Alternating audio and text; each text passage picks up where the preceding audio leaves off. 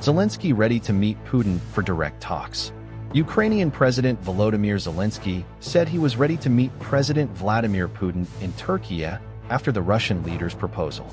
In a statement on social network X on May 11th, Ukrainian President Volodymyr Zelensky said he was ready to personally meet Russian President Vladimir Putin in Turkey on May 15th, but only if Moscow agreed to a ceasefire first.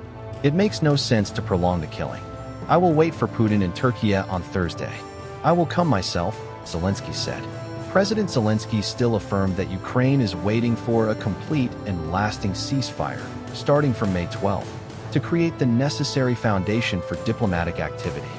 I hope that this time Russia will not find excuses, Zelensky said. Zelensky's statement came after President Putin suggested Ukraine restart direct talks in Istanbul, Turkey, which Kyiv unilaterally abandoned in 2022. The Russian leader wants to meet the Ukrainian side in Istanbul on May 15th, saying Moscow is ready to return to the negotiating table without any preconditions. Russia has repeatedly said it is ready to negotiate peace at any time. Moscow has also insisted it is looking for a long-term solution to the conflict, not a temporary one. Russia has rejected Ukraine's proposal for a 30-day ceasefire, fearing Kyiv will use it to rearm and regroup. President Zelensky also proposed a ceasefire on May 10th after a meeting with a group of European leaders, including French President Emmanuel Macron, German Chancellor Friedrich Merz, and British Prime Minister Keir Starmer. President Zelensky announced that the leaders had agreed that a full and unconditional ceasefire must begin on Monday, May 12th, and last at least 30 days. Zelensky warned that if Moscow refused to agree to the ceasefire, stronger sanctions would be imposed on Russia's energy and banking sectors. U.S. President Donald Trump expressed hope that Moscow and Kyiv could soon agree to a 30-day ceasefire. He also warned that the United States and our partners will impose additional sanctions if the parties reach an agreement but do not implement it. President Trump said Kyiv should agree to Moscow's proposal for peace talks immediately.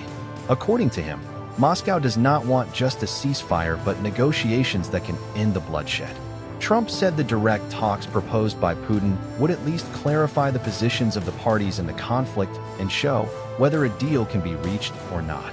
At least they can determine whether a deal can be reached, and if not, European and American leaders will know where things stand and can proceed accordingly, Trump added.